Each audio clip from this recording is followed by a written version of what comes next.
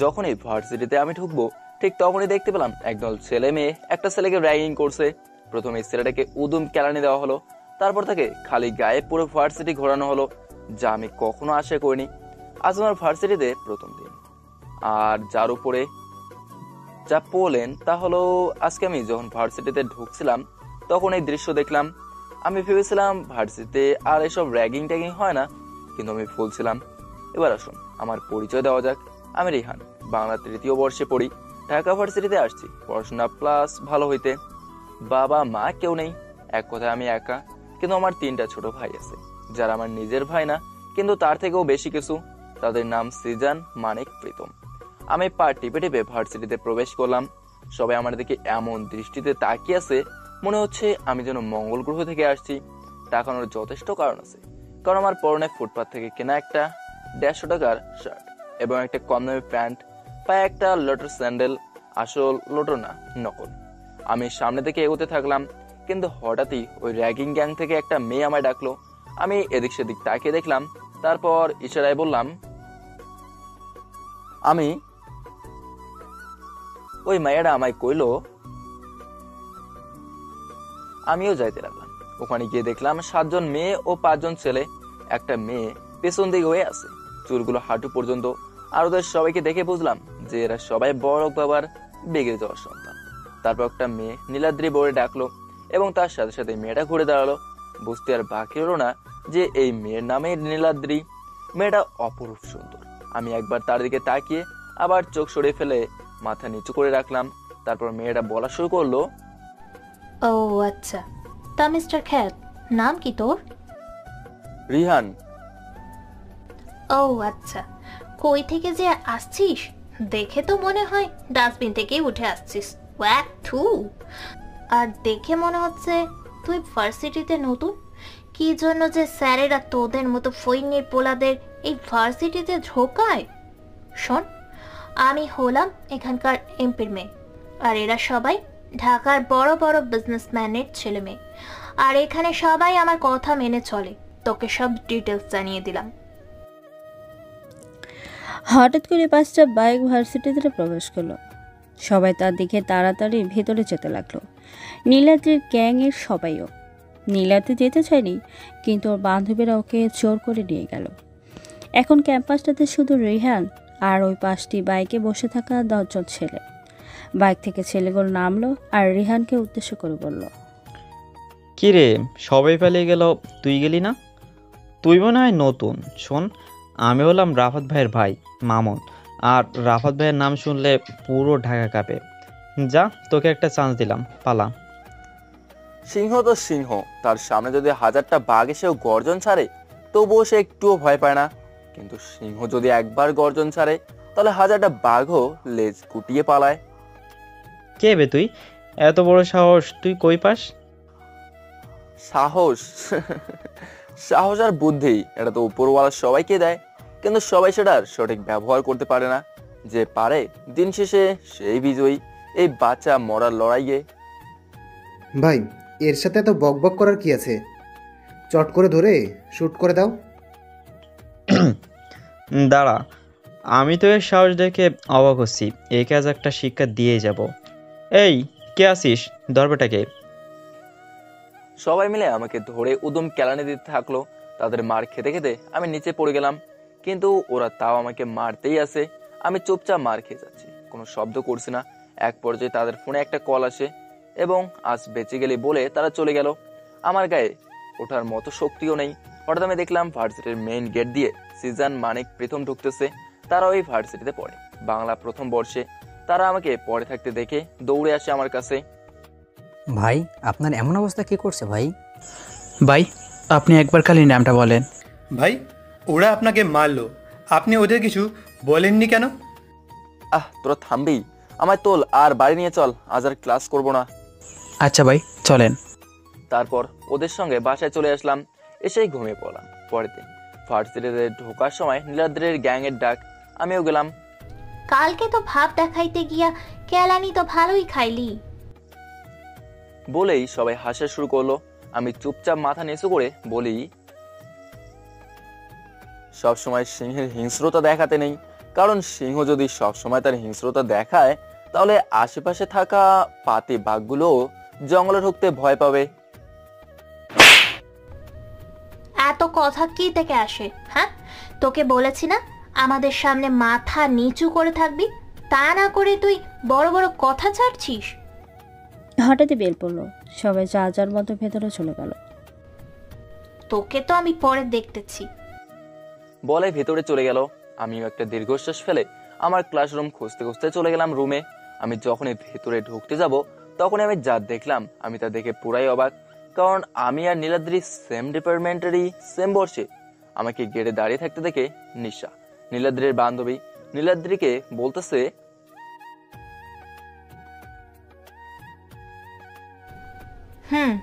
সেটাই তো দেখতেছি। ওকে একটা শিক্ষা দিতে হবে। ঠিক বলেছিস। আমি মাথা নিচু করে ক্লাসে ঢুকলাম। সবার শেষে একটা বেঞ্চে ফাঁকা আছে, আমি গিয়ে ওখানে বসলাম।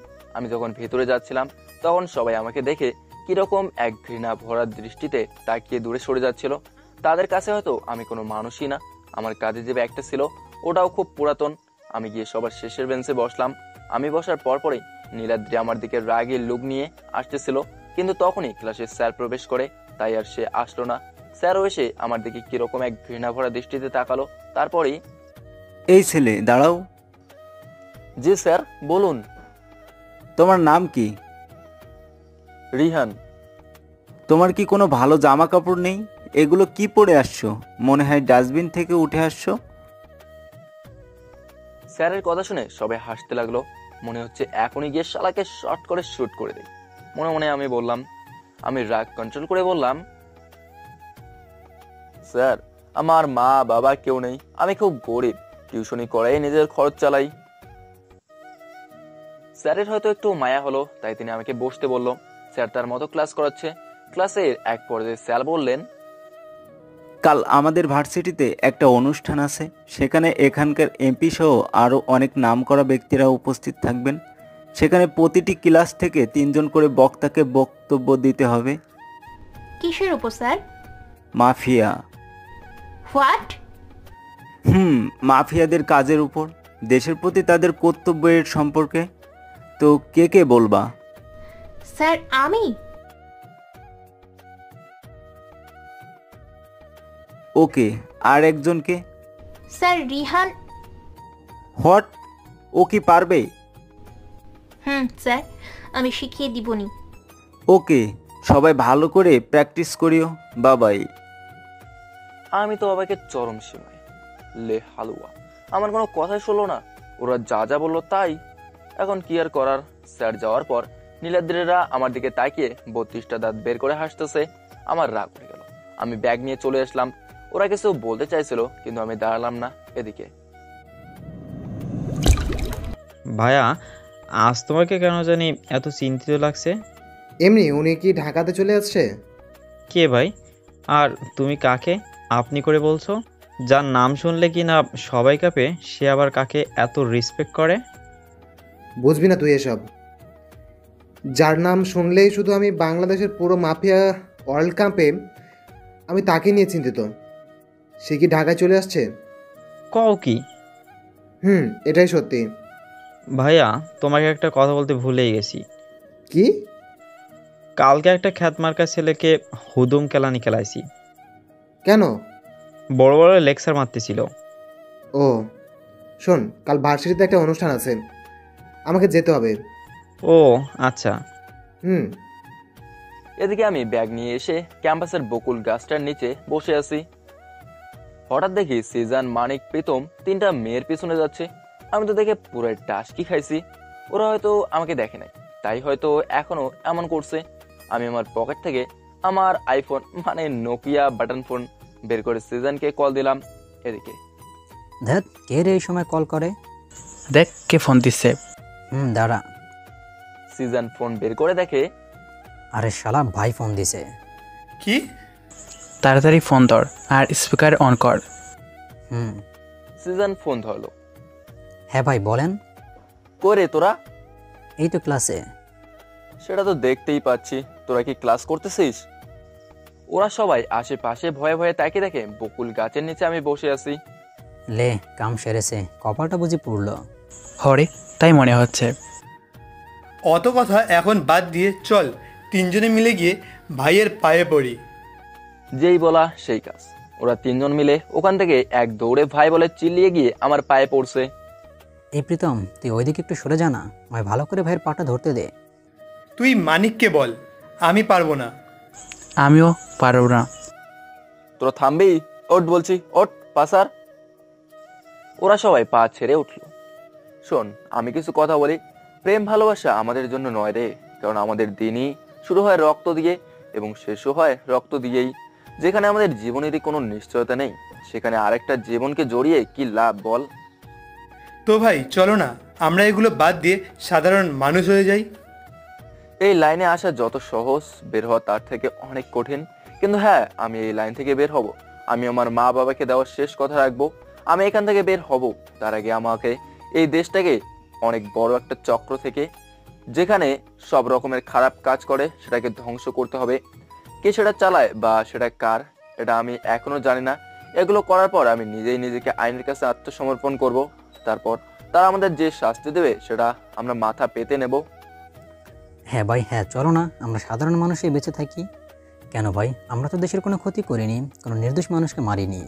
যারা অপরাধ করছে আমরা তো তাদের মারছি, যাদের আইনে কোনো শাস্তি দিতে পারেনি। হ্যাঁ ভাই, আমরা বরঞ্চ গরিবদের কত সাহায্য করছি। হ্যাঁ ভাই, আমরা যে টাকা ড্রাগস স্মাগলারদের কাছ থেকে নেই, তাদেরই মেরে দিয়ে সেই টাকা তো আমরা গরিবদের মাঝে বিলিয়ে দেই। জানি না কি হবে, কিন্তু আমি আমার এই মিশন কমপ্লিট করবই করব। চল এখন বাসায় যাই, আজ রাতে একটা মিশন আছে। আচ্ছা চলো। তারপর আমরা ওখান থেকে চলে আসি। এদিকে ফোনে কল। ভাইয়া, আজকে রাতে জঙ্গলের পিছনে যে একটা গোডাউন আছে, সেখান থেকে 10 জন নারী পাচার করব। কে যেন জানতে না পারে। ওকে স্যার, কিন্তু স্যার আমাদের টাকাটা? ও নিয়ে চিন্তা করতে হবে না, আজ রাতে ও গোডাউনে পৌঁছে যাবে। আর শোন, কথা যেন ভুলেও বিএমএস যেন জানতে না পারে। শুনলাম সে নাকি ঢাকায় আসছে। আমি ওর লোক, কিন্তু ও জানে না যে কাজগুলো আমিই করি। ও যদি জানতে পারে তাহলে তুই আমি দুজনেই শেষ। ওকে বস, নো টেনশন। ওকে, এখন রাখ। আমি এসে শুয়ে পড়ছি। ফোনের শব্দে আমার ঘুম ভাঙলো। তাকে দেখি রাজের ফোন। আমি ফোন ধরলাম। হ্যালো ভাই। বল ভাই, জঙ্গলের পিছনে গোডাউন থেকে আজ ওরা 100 জন নারী পাচার করবে। ওকে, রাগ এখন। আচ্ছা ভাই। রাত বাজে 2:27। যখন এই ব্যস্ত শহর গভীর ঘুমে আচ্ছন্ন, তখনই এক হিংস্র সিংহ বেরিয়ে আসবে তার হিংস্র রূপে। তার তাণ্ডব লীলা চালাবে এই ব্যস্ত নগরের কিছু অপরাধীদের উপর। এই মানিক, সিজন, প্রীতম, রেডি হয়ে নে, মিশনে যেতে হবে। ওকে ভাই। আমি আবার আমার সেই ড্রেস, নীল প্যান্ট, নীল জ্যাকেট আর একটা নীল হ্যাট ও নীল মাস্কের মধ্যে কঙ্কালের ডিজাইন করা মাস্ক পরে নিলাম। আমার কাছে একটা ডেজার্ট ইগল, যেটা আমার ফেভারিট পিস্তল। এক কথায় ইসরায়েলের এই একটা জিনিসই আমার ভালো লাগে, কারণ এই ডেজার্ট ইগল এর ধ্বংসাত্মক ক্ষমতা অসাধারণ। আর আমার বাম হাতের জ্যাকেটের নিচে একটা গুপ্ত পকেট আছে, এটা কেউ জানে না। সেই পকেটে .2 ক্যালিভারের একটা পিস্তল লুকানো আছে। আমরা চারজনেই একই পোশাক পরে বের হই, because this is the symbol of our BMS। আমরা বের হয়েছি, তিনজনের কাছে 3টা বাইক। আমরা গোডাউনের কাছে এসে গেছি। দূর থেকে দেখতে পাচ্ছি গোডাউনে অনেক আলো জ্বলছে আর 10টা ট্রাক দাঁড়িয়ে আছে। তোরা তিনজন গিয়ে 3 দিক দিয়ে ঘিরে ফেল, আর আমি যখন তোদের সিগন্যাল দেবো সঙ্গে সঙ্গে তোরা ফায়ার করবি। ওকে ভাই। ওদেরকে সবকিছু বুঝিয়ে দিয়ে আমি গোডাউনের ভেতরে প্রবেশ করলাম। আমি ভেতরে গিয়ে দেখি 90 থেকে 100 জনের মতো মেয়ে মুখ বাঁধা অবস্থায় আছে আর চারিদিকে ড্রাগস দিয়ে ভরা। আমায় দেখে সাইম বলল, কে বে তুই? এইরকম হিরোর মতো সেজেছিস কেন? BMS। মানে? তুই এভাবে তোতলাচ্ছিস কেন? তুই মজা লস? BMS কি তোর মতো বোকা নাকি যে এরকম জায়গায় একা আসবে? সিংহ যখন শিকার করতে বের হয় তখন কিন্তু সে একাই বের হয়। এখানে এসে খুব বড় ভুল করেছিস তুই। তুই আর এখান থেকে যেতে পারবি না। এ কে আছিস? চালাগুলি। তার আগে তোরা কেউ বাঁচবি না। কিরে, তোরা শুনছিস এই পাগলটা কি বলে? তুই একা আর আমরা কতজন দেখেছিস? চিন্তা নেই, এখনই তোরা কম হয়ে যাবি। ফায়ার! আমি ফায়ার বলার সাথে সাথেই সিজনরা গুলি চালাতে থাকে আর একে একে সবাই লুটিয়ে পড়ে। কারো বুকে, কারো কপালে গুলি লাগে। এখন চারিদিকে আর কেউ বেঁচে নেই, শুধু সাইম ছাড়া। সিজনরা ভেতরে আসলো, আমায় একটা চেয়ার এনে দিল, আমি বসলাম। তারপর একটা সিগারেট ধরালাম। ভাই আমাকে মাফ করে দেন, আমি আর এরকম কখনো করব না। মাফ? তাও আবার আমি? আচ্ছা যা, তুই তোর বসের নাম বল আর যত টাকা আছে সব আমাকে দিয়ে দে, তাহলে তোকে ছেড়ে দেবো। ওর সঙ্গে সঙ্গে ওর সব টাকা নিয়ে এসে আমার কাছে দিল। আমি সেগুলো মানিককে তুলে দিতে দিতে বললাম, বল এখন তোর বসের নাম বল। ভাই আমি সত্যি তার নাম জানি না, তাকে কোনোদিন দেখিওনি। আমি শুধু তার হয়ে কাজ করি আর তার লোক এসে টাকা দিয়ে চাই। এই টাকাগুলো আপনি আসার কিছুক্ষণ আগে দিয়ে গেছে। ওর কথা শুনে আমার মাথা গরম হয়ে গেল। আমি সঙ্গে সঙ্গে আমার ডিজার্ট ইগল বের করে কপাল বরাবর শুট করলাম আর সঙ্গে সঙ্গে গুলিটা কপাল ভেদ করে বেরিয়ে গেল। এখন আমার সামনে একটা নিথর দেহ পড়ে আছে। আমি সিজনদের বললাম, মেয়েদেরকে পুলিশের কাছে পৌঁছে দেওয়ার ব্যবস্থা করো আর টাকাগুলো গরিবের মাঝে বিলিয়ে দে। আর কি কি করতে হবে সেটা তো তুই জানিসই। ওকে ভাই। আমি বাড়ি গেলাম। দেখেছিস, আমি তোকে বললাম না কাল বিএমএস চলে এসেছে। কি? খবর দেখ। মামুন টিভির দিকে তাকায়, খবরে বলছে বিএমএস ঢাকাতে চলে আসছে এবং যা নিয়ে সবাই চিন্তিত। সে এসেই সাইম নামক এক নারী পাচারকারীকে খুন করেছে এবং নারীদেরকে পুলিশের কাছে পৌঁছে দিয়েছে, যে কাজ এতদিন ধরে পুলিশরাও করতে পারেনি। এবং সেখানে যত টাকা ছিল সব গরিবের মধ্যে বিলিয়ে দিয়েছে। সে সাইমকে খুন করে একটা নীল কাপড়ের ওপর কঙ্কালের ছবি আঁকানো কাপড় ফেলে গেছে এবং রক্ত দিয়ে লিখে গেছে বিএমএস। সে সবসময় তার খুনের পর এমন চিহ্ন ফেলে যায়। মামুন শোন। জি ভাইয়া বলো। আজকে ভার্সিটির অনুষ্ঠানে আমি যেতে পারবো না, আমার হয়ে তুই যা। ওকে ভাইয়া। এদিকে ভার্সিটিতে অনেক লোকের আগমন।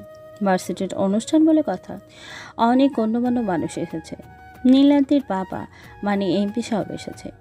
রাফাতের বদলে তার ভাই মামুন এসেছে। নীলাদ্রি আজ ওর বাবার সাথে তার গাড়িতে এসেছে। নীলাদ্রি গাড়ি থেকে যখন নামলো তখন সবাই হাঁ করে তাকিয়ে আছে, কারণ নীলাদ্রি আজ নীল শাড়ি পরে এসেছে। তার সঙ্গে হালকা কিছু সাজগোজ, যা এক কথা তাকে নীল পরে বানিয়ে দিয়েছে। সত্যিই তাকে অনেক সুন্দর লাগছে। মামুন তো হাঁ করে তাকিয়ে আছে। কি রে, খ্যাতটা তো এখনো আসলো না? তাই তো কাল তুই বাড়াবাড়ি করে ওর নামটা কেন বলতে গেলি? এখন যদি ও না আসে তাহলে সরকার আমাদের উপর কতটা নারাজ হবে তুই ভেবে দেখেছিস? সত্যিই তো। ওই দেখ চান্দু আসছে।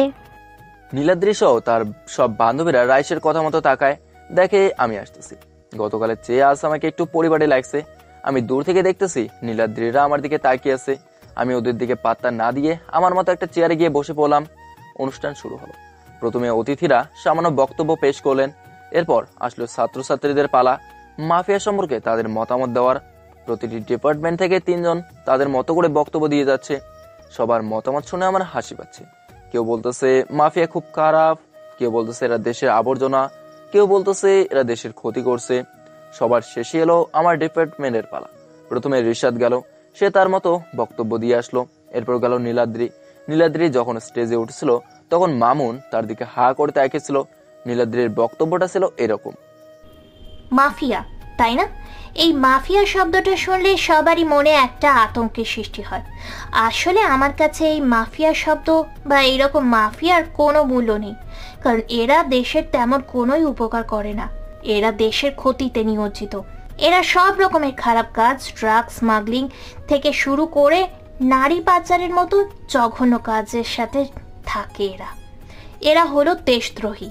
এরা বড়লোক থেকে শুরু করে গরিবের টাকা ছিনিয়ে নিয়ে তাদের জীবনকে একটা কঠিন বিপর্যয়ের মধ্যে ঠেলে দেয়। এরা কখনো কারোর উপকার করতে পারে না। তেমন আমরা যদি বিএমএস এর কথাই ধরি, আজও সে একটা খুন করেছে। দিন দিন তার খুনের সংখ্যা বেড়েই চলেছে, কিন্তু আমরা কোনোভাবেই তাকে ধরতে পারছি না। এই রকম মাফিয়াদের প্রতি আমার কাছে আছে শুধু ধিক্কার। কি হবে মাফিয়া হয়ে যদি না দেশের উপকারেই লাগতে না পারি? আমার আর কিছুই বলার নেই। That's all. এই বলে নীলাদ্রি চলে আসলো। আমি তো ওর কথাগুলো শুনে হাসতে হাসতে শেষ। এরপর স্টেজে আমাকে ডাকা হলো। আমি চেয়ার ছেড়ে স্টেজের দিকে যেতে লাগলাম। আমি স্টেজে গিয়ে প্রথমে অতিথিদের সম্পর্কে কিছু বললাম, তারপর আমি আমার মেইন পয়েন্ট মানে মাফিয়াতে চলে আসলাম। মাফিয়া, তাই না? এই মাফিয়া সম্পর্কে আমাদের কারোরই তেমন কোনো ঠিক জ্ঞান নেই।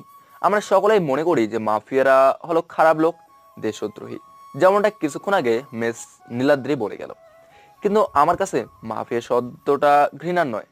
হ্যাঁ, আমি মানছি যে কিছু কিছু এমন মাফিয়া আছে, তারা এই মাফিয়া শব্দটার অপব্যবহার করছে। তারা এই মাফিয়া পাওয়ার এর অপব্যবহার করছে। এই মাফিয়া শব্দটা হলো একটা ইতালিয়ান শব্দ, যার অর্থ সাহসী, বাহাদুর। এই মাফিয়া কালচারের উৎপত্তি ইটালিতে, তারপর এটা আমেরিকা থেকে শুরু করে সারা বিশ্বে ছড়িয়ে পড়ে, যেমনটা আমাদের দেশেও আছে। ইতালিতে যখন প্রথম এই গ্যাংটির উদ্ভব ঘটে, তখন তাদের শপথ ছিল যে তারা এই বিশ্ব থেকে অপরাধীদের সরিয়ে নেবে, যেটা আইন পারত না। কিন্তু এখন সেই কিছু অসাধু মাফিয়ারাই এই ড্রাগস স্মাগলিং থেকে শুরু করে সব রকমের খারাপ কাজে যুক্ত হয়ে এই মাফিয়া শব্দটার সম্মান নষ্ট করছে। তেমনভাবে আমরা যদি বিএমএস এর কথাই ধরি, বিএমএস এর মানে ব্ল্যাক মাফিয়া স্ল্যায়ার। তারা আমাদের দেশের যত অপরাধী এবং যত খারাপ মাফিয়া আছে তাদের মেরেছে, যেটা আইন করতে পারেনি। আমি একটু থামলাম, দেখলাম সবাই আমার কথা খুব মনোযোগ দিয়ে শুনতেছে, নীলাদ্রিও। আমি আবার বলা শুরু করলাম, আমরা এটাও জানি যে বিএমএস এর অপরাধীদের শত্রু, কিন্তু আমরা সবাই এটা জানি না রে। বিএমএস যেমন অপরাধীদের শত্রু, তেমনি বিএমএস হলো গরিবের বন্ধু। বিএমএস আজ অব্দি যত টাকা লুট করেছে সব সে গরিবের মাঝে বিলিয়ে দিয়েছে। আপনারা ভাবতেছেন আমি এত কিছু কিভাবে জানলাম? আসলে একবার 2016-তে একটা পত্রিকাতে একজন সাংবাদিক বিএমএস সম্পর্কে বিস্তারিত লিখেছিলেন, সেটাতে আমি পড়ে তার সম্পর্কে জেনেছিলাম। মিস নীলাদ্রি আজকে বলল যে বিএমএস এর জন্য তার শুধু ধিক্কার আছে। কিন্তু আপনি এই প্রশ্নটা হাজারটা গরিবকে জিজ্ঞেস করেন, দেখেন তারা কি বলে। আজ বিএমএস সাইম নামের একজনকে মেরেছে, এটা মিস নীলাদ্রি সহ সবারই খারাপ লেগেছে। কিন্তু কেউ কি এটা জেনে খুব খুশি হয়েছিল যে বিএমএস 100 জন নারীর প্রাণ বাঁচিয়েছে?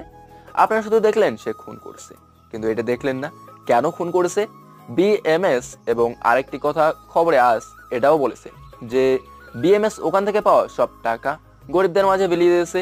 এখনো যদি এই মাফিয়া শব্দটার প্রতি আপনাদের ঘৃণা থাকে, তাহলে আমার আর কিছু বলার নেই। That's all.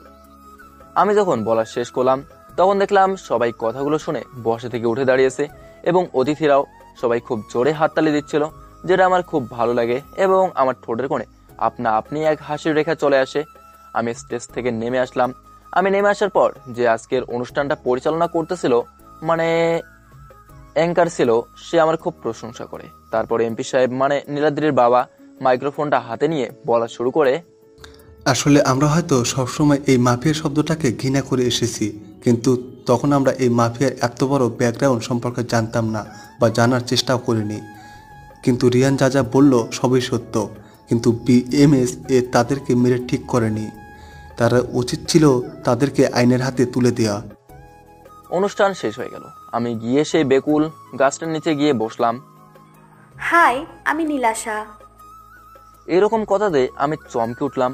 সামনে তাকিয়ে দেখি একটা মেয়ে দাঁড়িয়ে থেকে এই কথাটা বলল। আমি বুঝে গেলাম এর নাম নীলাশা। সে আবার বলল, হাই, আমি নীলাশা। হ্যালো, আমি রিহান। আমি কি বসতে পারি এখানে? ওকে। ও আমার পাশে বসলো। আমরা কিন্তু সেম ক্লাসেই। ও, আমি আপনাকে কাল দেখেছি ক্লাসে। কিন্তু আমি তো দেখলাম না। আপনি দেখবেন কিভাবে? ক্লাসে আসার পর থেকেই তো মাথা নিচু করে বসেছিলেন। ও আচ্ছা। আমার বাবাও এখানে অতিথি হিসেবে উপস্থিত ছিলেন। উনি দেশের নাম্বার 1 বিজনেসম্যান। ও আচ্ছা। আপনি কিন্তু ভালোই বক্তব্য দিলেন, আমার কিন্তু বেশ লেগেছে। আরে না, যা সত্য সেটাই বলেছি মাত্র। ও যাই হোক, আমরা কি বন্ধু হতে পারি? বন্ধু? আমার সাথে বন্ধুত্ব করে লাভ কি? আমি তো আপনার লেভেলের না। আপনি কত বড়লোক আর আমি খ্যাত গরিব, টিউশনি করে নিজের খরচ চালাই। ও হ্যালো, বন্ধু হতে চাইছি, গার্লফ্রেন্ড না যে এত ডিটেলস শুনতে হবে। আর বন্ধুত্বের মধ্যে কে বড়লোক কে গরিব এসব চলে না। আপনি বন্ধু হবেন কি না সেইটা বলেন। না। আপনি যদি বন্ধুত্ব না করেন তাহলে লোক জড়ো করে বলবো আপনি আমাকে টিজ করতেছেন। তখন কি হবে বুঝতে পারছেন তো? আর আমার বাবা কিন্তু এখনো যায়নি। আরে আপনি এরকম মিথ্যা বলে আমাকে ফাঁসাতে চান কেন? সেই জন্যই বলছি বন্ধু হয়ে যান। এ তো মহা বিপদ। তাড়াতাড়ি বলেন কি করবেন। মেয়ে আমার ব্যাকগ্রাউন্ড শুনলে বন্ধু তো দূরে থাক, আমার কাছেই আসতে চাইবে না। মনে মনেই বললাম। কি হলো, এত কি ভাবেন? তাড়াতাড়ি বলেন কি করবেন। কি আর করার, যে বিপদে ফেললেন হ্যাঁ না করে উপায় আছে? তার মানে আজ থেকে আমরা বন্ধু। ওকে আচ্ছা থাকেন, আমি এখন বাসে যাব। বন্ধুত্বের মধ্যে আপনি নয়, হয় তুমি না হয় তুই, যে কোনো একটা বলে না সম্বোধন করা পর্যন্ত যাওয়া নাই চান্দু। এ তো মহা মুশকিল। আচ্ছা থাকো, আমি বাসায় যাব। এই তো চান্দু, এবার লাইনে আসছো। আচ্ছা যাও। হ্যালো বস, সাইমকে তো বিএমএস মেরে দিয়েছে। ওকে সেদিন বারবার করে বলেছিলাম যে বিএমএস কিন্তু ঢাকাতে চলে এসছে, সব কাজ দেখে শুনে করিস, কিন্তু শালা মূর্খর কথাটা কানেই নেয়নি, সেজন্য সে নেই। আচ্ছা বস, আপনিও তো বিএমএস এর লোক, তাহলে কিন্তু বিএমএস এটা ধরতে পারছে না কেন? আরে পাগল, এটা হলো মাফিয়ার জগৎ। এখানে যে যত গেম খেলতে পারবে আর দুঃসাহস দেখাতে পারবে, দিন শেষে সেই রাজ্যে জয়ী হবে, বুঝছিস? ও আচ্ছা বস, আপনি জিনিয়াস। এখন ফোন রাখ। আচ্ছা বস। আমি চলে আসলাম বাড়িতে। বাড়িতে এসে দেখি ওরা তিনজন লুডো খেলতেছে। আমায় দেখে ওরা বলা শুরু করলো, ভাই আপনি আসছেন, আসেন আসেন লুডো খেলি। হ্যাঁ ভাই আসেন। না তোরাই খেল, আমি এগুলো খেলি না। ওকে ভাই। আজকের দিনটা পার হলো। সকালে আমি ভার্সিটিতে হেঁটে হেঁটে যাচ্ছি। হঠাৎ পেছন থেকে শুনলাম কে যেন আমার নাম ধরে ডাকছে। আমি পেছনে তাকালাম, কাউকে দেখলাম না। আমি চলতে লাগলাম। এবার আমার সামনে একটা কালো রঙের গাড়ি এসে থামলো। গাড়ি থেকে একটা মেয়ে নামলো। মেয়েটাকে আমি চিনি, মেয়েটা হলো নীলাশা। এই তোমাকে পিছন থেকে কতবার ডাকলাম আমি। কই, আমি তো শুনতে পাইনি। হয়েছে, নাকামি থামাও, গাড়িতে ওঠো। কেন, আমি হেঁটেই যেতে পারবো। ওকে, তাহলে আমিও তোমার সাথেই হেঁটে যাব। ড্রাইভার তুমি চলে যাও। আরে আরে কি করছো? চুপ, একদম চুপ, আমি তোমার সাথেই হেঁটে যাব। আচ্ছা চলো। হাঁটা শুরু করলাম আমরা। আচ্ছা তুমি কই থাকো? মেসে। ও, তোমার রুমমেট কতজন? 3 জন। ও, ভার্সিটিতে চলে আসছি। ও আমরা ভার্সিটিতে ঢোকার সময় নীলাদ্রি এমন ভাবে তাকিয়ে আছে, মনে হচ্ছে আমাকে চোখ দিয়ে গিলে খাবে। কাল তো খুব বললি যে তুই রিহানকে ভালোবাসিস এবং ওকেই তোর বড় বানাবি, কিন্তু তোর জানেমান নিশারার সাথে। উফ, তোরা চুপ করবি? দেখ আমি ওর কাছে যাচ্ছি সরি বলতে। আমি দেখলাম নীলাদ্রি আমার কাছে আসতেছে। নীলাশা ক্লাসে চলে গেছে। সরি। কেন? তোমার সাথে খারাপ ব্যবহার করেছি সেই জন্য। ও মা, মায়া দেখি তুমি করে ডাকতেছে। ও আচ্ছা। মাপ করেছো? জান এখন। কেন, আমি থাকলে সমস্যা কি? যদি ওই নীলাশা থাকতো তাহলে কোনো সমস্যা হতো না, তাই না? না না। কিসের না না? শোন, নীলাশার থেকে দূরে থাকবি। কেন? আমি বলছি তাই। আমি আপনার কথা কেন শুনবো? কারণ আমি তোকে এমন সময় মামুন তার দলবল নিয়ে আসছে, কারণ নীলার দিকে তার ভালো লাগছে। মামুন এসে নীলাদ্রির সামনে। এই নীলাদ্রি, আমি তোমাকে ভালোবাসি। কি? সত্যি? তুই ভাবলি কি করে যে আমি তোর মতো একটা জানোয়ারকে ভালোবাসবো?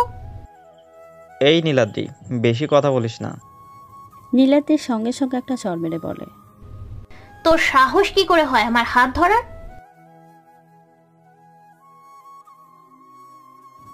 মামুনরাও চলে গেল। ঘন্টা পড়ল, নীলাদ্রিও রাগ করে চলে গেল। উফ, বাঁচলাম। আপদ চলে গেছে। আমি বললাম ক্লাসে চলে গেলাম। গিয়ে পিছনের বেঞ্চে বসে পড়লাম। স্যার ক্লাসে আসলো। সবাই উঠে দাঁড়িয়ে তাকে সম্মান করলো।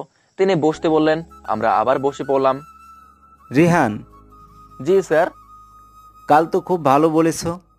আরে না, যা সত্য সেটাই বলেছি মাত্র। যাই হোক, আমরা কিন্তু বিএমএস সম্পর্কে এত কিছু জানতাম না। স্যার, আমরা সবাই তাকে খারাপ ভাবতাম। এখন আর ভাববো না। স্যার। বসো তুমি। আমি বসে পড়লাম। আমি বসে দেখলাম নীলাদ্রি এবং নীলাশা দুজনই আমার দিকে তাকিয়ে আছে। এদিকে শোন, তোরা ওই নীলাদ্রিকে আমার চাই। ভাই ও তো এমপির মেয়ে। ও কার মেয়ে এটা আমার দেখার বিষয় না। ওকে ভাই। ওর খুব দেমাগ, ওর দেমাগ আমি ভেঙে দিব। ওকে আজকে তুলে নিয়ে আসবো। ভার্সিটি ছুটি হয়েছে। এদিকে নীলাদ্রি তার গাড়ি নিয়ে বেরিয়েছে। হঠাৎ করে তার সামনে একটা গাড়ি থামলো। সে দেখতে গেল হঠাৎ একটা লোক বের হয়ে তার মুখে রুমাল চেপে ধরে এবং নীলাদ্রি বেহুশ হয়ে যায়। এদিকে নীলাদ্রির বাবা তাকে না খুঁজে পেয়ে খোঁজাখুঁজি শুরু করে দিয়েছে, আর নীলাদ্রির মা সমানে কেঁদেই চলেছে। রাত 12টা। নীলাদ্রির জ্ঞান ফিরে এবং সে নিজেকে আবিষ্কার করা একটা বন্ধ করে। উপরে একটা হলুদ আলো জ্বলছে। সে মনে মনে ভাবতে থাকে যে তার সাথে কি হয়েছিল। তারপর তার মনে পড়ে তাকে কেউ অপহরণ করে এখানে নিয়ে আসছে। তার ভাবনাতে ছেদ ঘটায় কেউ একজন ঘরে প্রবেশ করলো। নীলাদ্রি তাকে দেখে চিনতে দেরি হলো না, কারণ এ ছিল মামুন। জানোয়ার তুই, তাহলে আমার বাবা জানতে পারলে তোকে শেষ করে দিবে। আরে যা যা, এখনো দেমাগ কমেনি তোর? আজকে তুই কল্পনাও করতে পারবি না যে তোর সাথে কি কি ঘটতে চলেছে। নীলাদ্রি বুঝে যায় যে আজকে তার সাথে কি হতে চলেছে। মামুন নীলার দিকে টানতে টানতে ওই ছোট্ট রুম থেকে বের করে একটা বড় রুমে নিয়ে যায়, যেখানে মামুনের ছেলেবেলা রাত কাটায়। সবাই নেশায় আসক্ত, আর মামুন আসক্ত এখন নীলাদ্রি নামক নেশায়। সে রিফাতকে বলল, আমার মদের বোতলটা দে। রিফাত সঙ্গে সঙ্গে একটা মদের বোতল নিয়ে এসে দেয় এবং মামুন এক ঢোকে খেয়ে ফেলে। তারপর বোতলটা ফ্লোরে ছুঁড়ে মারে। মামুন বলে, রিফাত, সকল দরজা জানলা বন্ধ করে দিয়ে আয়। আচ্ছা ভাই। রিফাত সব বন্ধ করে আসে এবং এদিকে নীলাদ্রি সবারই কেঁদেই চলেছে। কি রে, খুব দেমাগ তোর, এখন আবার কাঁদিস কেন? তোদের মতো জানোয়ারদের উপরওয়ালা কখনো ক্ষমা করবে না। আরে যা যা, এসব কথা বলে কোনো লাভ নাই। এই বলে মামুন তার হাত নীলাদ্রির বুকের দিকে এগিয়ে নিয়ে যেতে থাকে। নীলাদ্রির বুক এবং মামুন নামক একটা জানোয়ারের হাতের মধ্যে আর মাত্র কয়েক সেন্টিমিটারের দূরত্ব। এমন সময় কে যেন তাদের দরজায় ঠকঠক করছে। রিফাত, দেখতো কে এই সময় দরজায় ঠকঠক করছে। বেশি বাড়াবাড়ি করলে নামেই দিবি বেটাকে। আচ্ছা ভাই। এদিকে নীলাদ্রি কেঁদেই চলেছে। রিফাত দরজার দিকে এগিয়ে আসে এবং সে দরজা খুলে দেয়। বাইরে খুব অন্ধকার হওয়ায় দরজা খোলার পর সে শুধু দেখতে পায় একটা লোকের মাথায় নীল বড় টুপি। কে বে তুই? কি চাস? লাইটার হবে? তোর কি এটা পান সিগারেটের দোকান মনে হয় যে এখানে এসে লাইট চাচ্ছিস? আচ্ছা দাঁড়া, এখন আর কোনো ঝামেলা করতে চাচ্ছি না, এই না ধর। আগন্তর লোকটা লাইটারটা নিয়ে সিগারেট ধরালো, তারপর ধন্যবাদ বলে চলে যেতে লাগলো। এখন যা, চলে যা। রিফাত দরজা বন্ধ করে আবার ভেতরে যায়। কি রে, এত দেরি হলো কেন? আরে ভাই আর বলো না, আর একটা পাগল এসে লাইট চাচ্ছিল, তাকে দিয়ে দিলাম। কারণ ভাই এত একটা সুন্দর সময়ে ঝামেলা করতে চাইনি। ঠিক করেছিস। নীলাদ্রি একদম কাঁদতে কাঁদতে হাঁপিয়ে গেছে, যেন চোখের জল শেষ হয়ে গেছে। তোকে ভার্সিটিতে ভালোভাবে বললাম, তখন তো শুনলি না। এখন তোকে কেউ বাঁচাতে পারবে না। বলে নীলাদ্রির দিকে এগোতে থাকে। আবার দরজায় ঠকঠক শব্দ। এবার মামুন বলে, রিফাত, দেখতো এবার আবার কে? এবার গিয়ে একেবারে শ্যুট করে দিবি। ওকে, এবার আর ছাড়বো না। রিফাত গিয়ে দরজা খুলে দেখে আবার এই লোকটাই। রিফাত তার গুলি দিয়ে যেই শ্যুট করতে যাবে, কিন্তু তার আগেই একটা গুলি এসে রিফাতের কপাল ফুটো করে বেরিয়ে যায় এবং রিফাতের নিথর দেহটা আগন্তরের সামনে পড়ে থাকে। গুলির শব্দ শুনে মামুন বলে, রফিক, দেখতো রিফাত আবার কাকে নামিয়ে দিল। ওকে ভাই। রফিক দরজার সামনে চলে যায়, কিন্তু আবার একটা গুলি চলে। এবার মামুনটা ঘাবড়ে যায়। নীলাদ্রি অবাকের চরম সীমানায়। হঠাৎ ভিতরে একটা লোক প্রবেশ করে।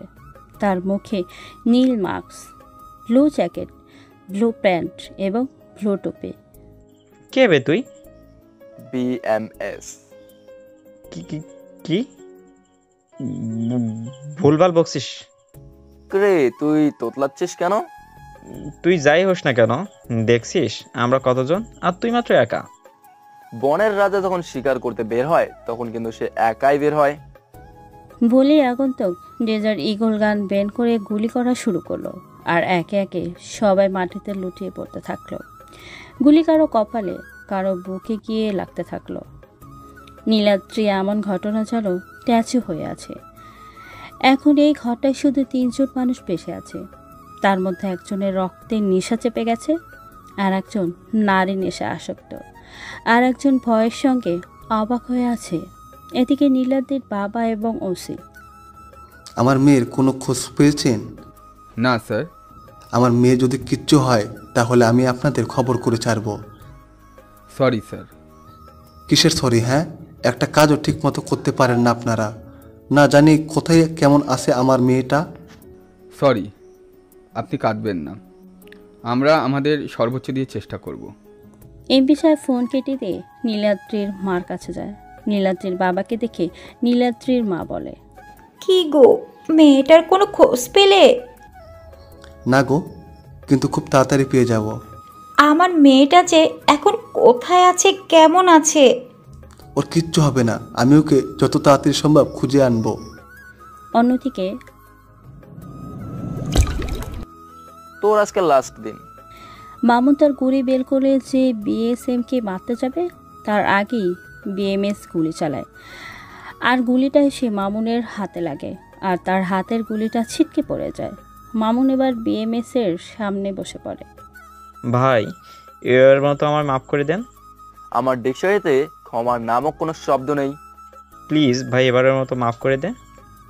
মামুন পুরো কথাটা বলতে পারল না। তার আগে একটা গুলি চলে এবং সেইটা মামুনের কপাল ভেদ করে চলে যায়, আর মামুনের প্রাণহীন দেহটা পড়ে থাকে। নীলাদ্রি এতদিন বিএমএস এর প্রতি যে ঘৃণাটা ছিল, আর সেটা এক নিমেষেই উধাও হয়ে গেছে। এখন নীলাদ্রির মনে বিএমএস এর প্রতি এক আলাদা সম্মানের আবির্ভাব ঘটেছে। নীলাদ্রি তার জীবনে প্রথম তার নিজের চোখের সামনে এতগুলো খুনতো দেখেছে। এই কথাগুলো মাথা নিচু করে নীলাদ্রি ভাবতেছিল, কিন্তু সে যখন মাথাটা উপরে তোলে তখন দেখে ঘরের কেউ নেই, শুধু মৃত লাশগুলো ছাড়া। সে ভাবতে থাকে বিএমএস এক নিমেষেই উধাও। সে পুরো ঘরটা খুঁজতে থাকে, কিন্তু কেউ নেই। সে দেখতে পায় মামুনের লাশের পাশে একটা নীল রঙের কাপড় পরে আছে, যাতে কঙ্কালের ছবি আঁকার। হঠাৎই ঘরের মধ্যে একদম পুলিশ এবং নীলাদ্রির বাবা প্রবেশ করে। নীলাদ্রি তার বাবাকে দেখে দৌড়ে গিয়ে জড়িয়ে ধরে।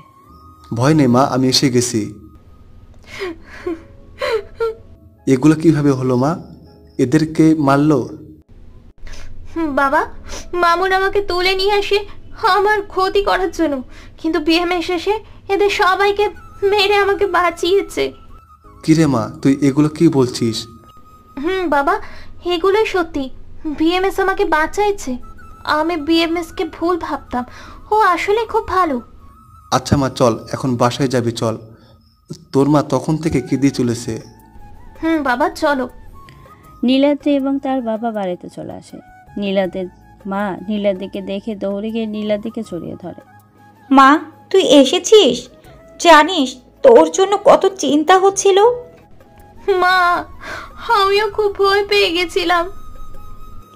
মা, তোকে কে বাঁচিয়েছে? বিএমএস। কি, ওই খুনিটা তোকে বাঁচিয়েছে? না মা, ও খুনি না, ও গরিবের বন্ধু। ও শুধু অপরাধীদেরকে মারে। ও যদি আমাকে না বাঁচাতো তাহলে তোমরা হয়তো আমাকে আর জীবিত দেখতে পেতে না। এই না মা, না মা, এগুলো কথা আর কখনো বলবি না। যা মা যা, এখন অনেক রাত হয়েছে, তুই কিছু খেয়ে ঘুমা। না বাবা, এখন কিছু খাবো না, আমি ঘুমোতে গেলাম। নীলাদ্রি আর কারো কথা না শুনে ওর রুমে চলে যায়। ওর বাবা মা ওকে অনেক ডাকলো, কিন্তু ও শুনল না। সকাল হয়ে গেছে, রেহান ভার্সিটিতে যাওয়ার জন্য রেডি হচ্ছে। তখনই মানিক একটা খবর আর কাগজ নিয়ে দৌড়াতে দৌড়াতে আসে আর বলে, ভাই এই দেখো, খবরের কাগজে কি বের হয়েছে, এমপির মেয়েকে বাঁচালেন বিএমএস। কি? বিএমএস তো আমরাই, তাহলে ওকে কে বাঁচালো? হ্যাঁ, তুই ঠিক বলেছিস। ওরা গভীর চিন্তায় মগ্ন। আমি ওদের অবস্থা থেকে হাসতেছি আর একটা কম দামি গেঞ্জি পরতেছিলাম। হঠাৎ করে দেখি ওরা আমার দিকে কেমন ভাবে তাকিয়ে আছে। তোরা বুঝছিস ব্যাপারটা? রে, আমাদের ভাই এসব করেছে। এই রে, ধরা পড়ে গেছি। ভাই তুমি একা একা গেছিলা কেন? হ্যাঁ, তুমি আমাদের বলনি কেন? তোরা ঘুমাচ্ছিলি তাই তোদের ডাকিনি। আর একটু দেরি হলেই খবর খারাপ হয়ে যেত নীলাদ্রির। তোমার যদি কিছু হয়ে যেত? কিছু হবে তাও আবার আমার? হাসালি রে তোরা। পরক্ষণে দেখি ওরা তিনজন এসে আমায় জড়িয়ে ধরে কেঁদে দিচ্ছে। ভাই, আমাদের একমাত্র আপন বলতে তুমিই আছো। তুমি তো আমাদের নতুন করে বাঁচতে শিখিয়েছ। তোমার যদি কিছু হয়ে যায় আমরা কি নিয়ে বাঁচবো? ওরা সবাই কথাটা কেঁদে কেঁদে বলল। ওদের কথা শুনে আমারও চোখ দিয়ে জল গড়িয়ে পড়লো। আরে না, তোরা থাকতে আমার কিচ্ছু হবে না রে। ওদেরকে বুঝিয়ে আমি ভার্সিটির উদ্দেশ্যে রওনা দিলাম। আর ভাবতেছিলাম ওদের সাথে আমার কোনো রক্তের সম্পর্ক নেই, কিন্তু ওরা আমার জন্য নিজের জীবনও দিয়ে দিতে পারে। আসলেই ভালোবাসা আর মায়া এই দুটো জিনিস খুবই বিচিত্র। এদিকে নীলাদি ব্রেকফাস্ট করে রেডি হয়ে নিয়েছে, ভার্সিটিতে যাবে। সে বেরোতে যাবে তখনই। কি রে মা, আজও তোর ভার্সিটি যেতে হবে? আজকে যেতে হবে না, যা। না না, আজকে না গেলে ওই বজ্জাত মেয়েটা রিয়ানের সাথে আঠার মতো লেগে থাকবে। আমি মনে মনে এসব ভাবি। না না বাবা, আজ ভার্সিটিতে অনেক ইম্পর্টেন্ট নোট দিবে স্যার, আজকে যেতেই হবে। এই বলে নীলাদি বেরিয়ে গেল, কারণ ওখানে আর বেশিক্ষণ থাকলে ওর বাবা ওকে আঁকড়ে দিত।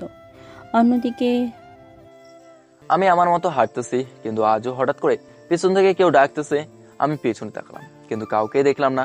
যখন আবার হাঁটা শুরু করব তখন দেখি সেদিনের মতো আজকেও একটা কালো রঙের গাড়ি দাঁড়িয়েছে।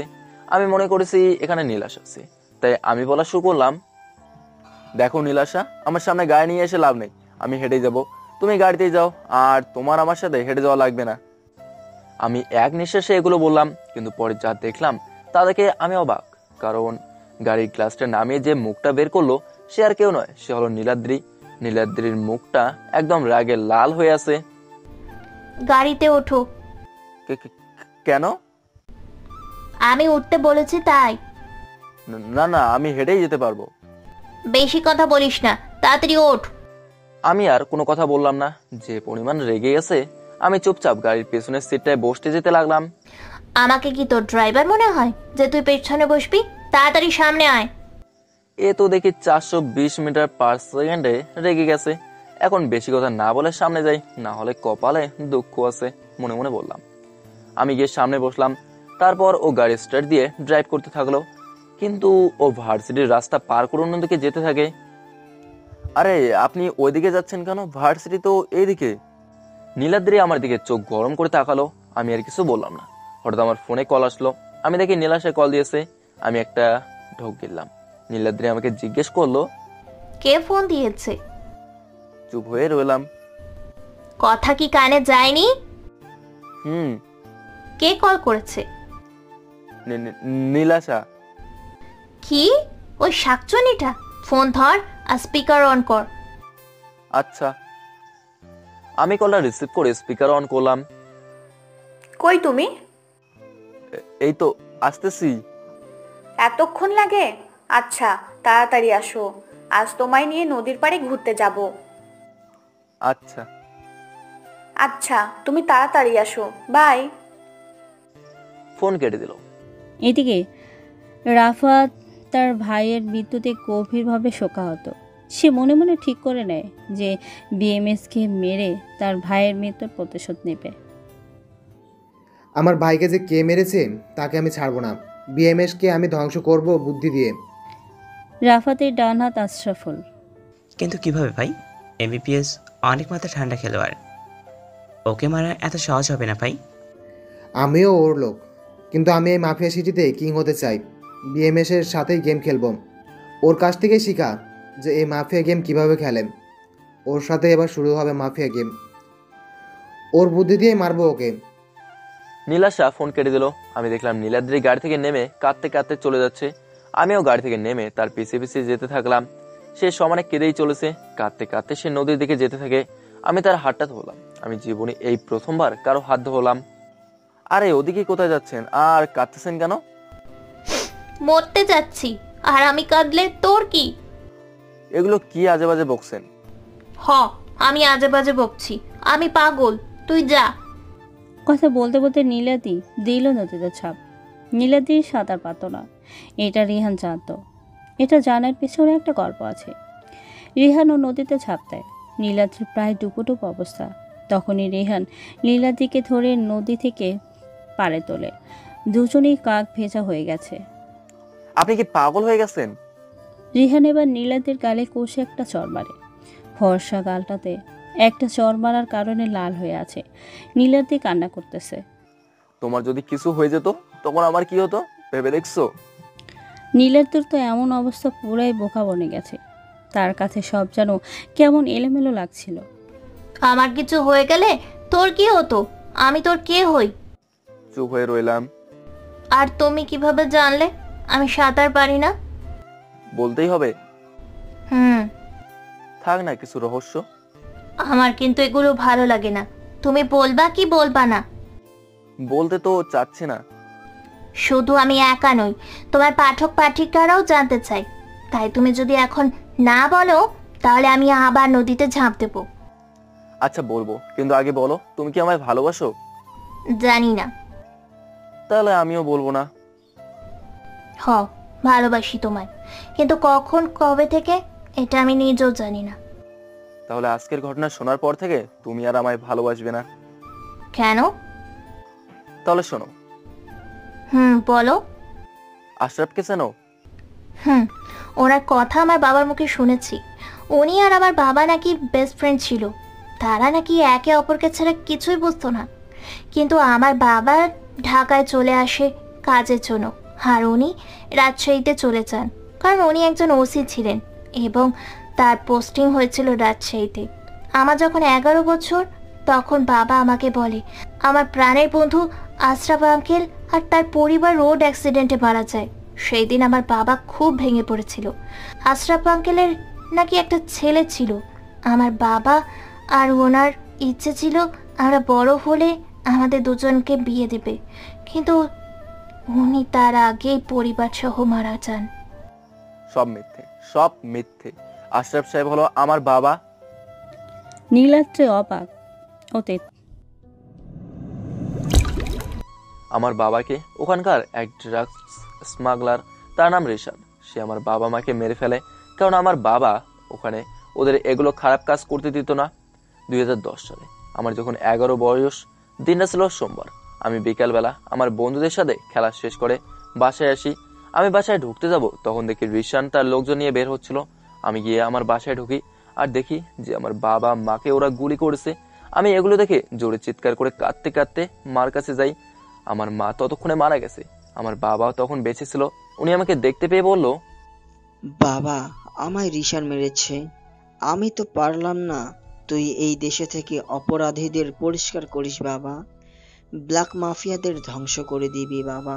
যখন তোর কাজ শেষ হবে তখন তুই আবার ভালো হয়ে যাবি। না বাবা, আমি তোমার কিচ্ছু হতে দেব না। না রে, আমার কাছে আর সময় নাই। আর শোন, আমার ইচ্ছা ছিল যে রাফিয়েলের মেয়ের সাথে তোর বিয়ে দিব। এই কথা বলেই তিনি আর থাকলেন না, চলে গেলেন। আমি আমার মা বাবার দাফন শেষ করে আমার বাবার গুলি নিয়ে চলে যাই রিশানের বাড়িতে। আমি ওর বাড়িতে ঢুকতে জেলেই যতজন আমাকে আটকাতে এসেছিল সবাইকে গুলি করি। তারপর চলে যাই রিশানের বাড়িতে।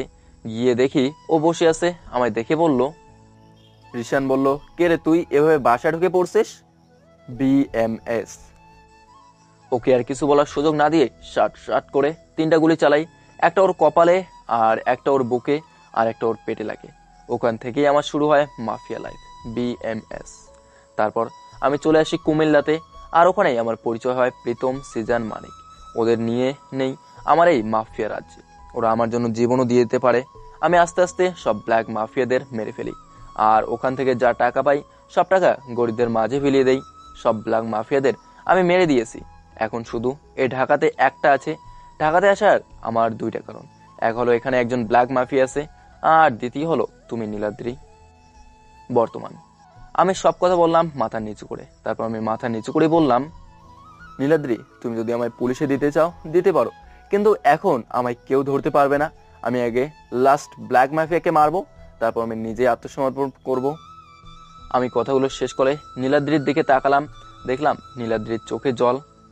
তুমি ভাবলে কিভাবে আমি তোমাকে পুলিশের হাতে তুলে দিব? আমি জানতাম। হঠাৎ ওই নীলাদ্রি এসে আমার জড়িয়ে ধরলো, আমিও তাকে আলতো করে জড়িয়ে ধরলাম। শুরু হলো ভালোবাসার এক নতুন অধ্যায়, যে অধ্যায় একটা ছেলে আর একটা মেয়ে ছোটবেলা থেকে যাদের ছিল বিয়ে হবার কথা, আজ তারা জড়িয়ে গেল এক ভালোবাসার বন্ধনে, যেখানটাতে থাকবে না কোনো রাগ, কোনো হিংসে, কোনো মনোমালিন্য, থাকবে শুধু অফুরন্ত ভালোবাসা। নীলাদ্রি আমাকে জড়িয়ে ধরেছে, এমন সময় নামলো বৃষ্টি। মনে হচ্ছে যেন আকাশ, বাতাস, নদী সবাই আমাদেরকে অভিনন্দন জানাচ্ছে। আমি নীলাদ্রির মাথাটা আমার বুক থেকে সরিয়ে আমার দিকে করলাম, তারপর আমি ধীরে ধীরে আমার ঠোঁট তার দিকে এগিয়ে নিয়ে যেতে শুরু করলাম।